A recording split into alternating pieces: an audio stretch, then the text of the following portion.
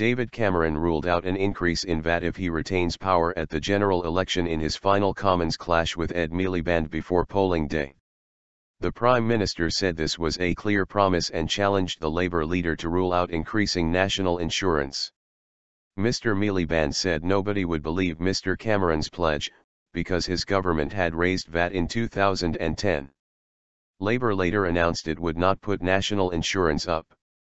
Mr. Cameron's announcement was designed to neutralise one of Labour's main lines of attack, as seen on an election poster unveiled this week, that the Conservatives are secretly plotting to increase VAT because they will not be able to make their spending cut plans work without it. The announcement appeared to take Conservative MPs by surprise, especially after Chancellor George Osborne repeatedly declined to rule out a VAT increase when questioned by MPs on Tuesday.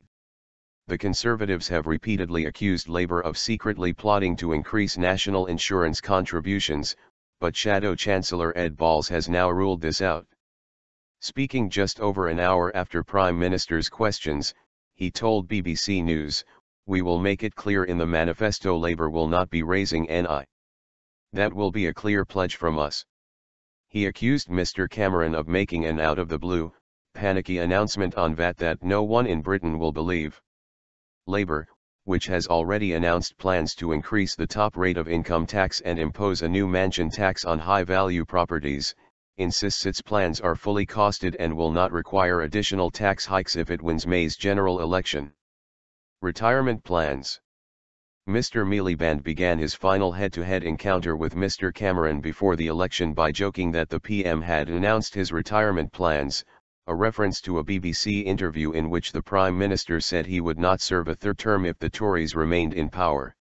Challenging Mr. Cameron to give a straight answer to a straight question, Mr. Miliband pressed him on whether he would rule out a rise in VAT after the election, as Labour had done. In response, the Prime Minister immediately said yes, prompting loud cheers in turn from the Conservative benches. He contrasted what he said was a clear promise with Labour's unwillingness to rule out a rise in national insurance. "I answered a very simple question about VAT. I ruled out an increase," straight answer to him, straight question from me. "I have ruled out VAT. Will he rule out national insurance contributions? Yes or no?"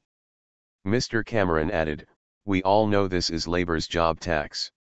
This is their tax of choice. This is what they clobber working people, families, and enterprises with."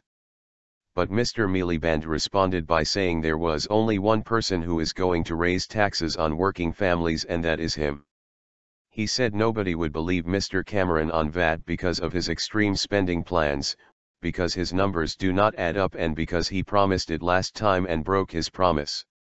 Mr. Cameron, he added, had broken other promises made before the last election to reduce annual net migration below 100,000 and not to pursue a major structural reorganisation of the NHS, adding that it was time for a better plan and time for a Labour government.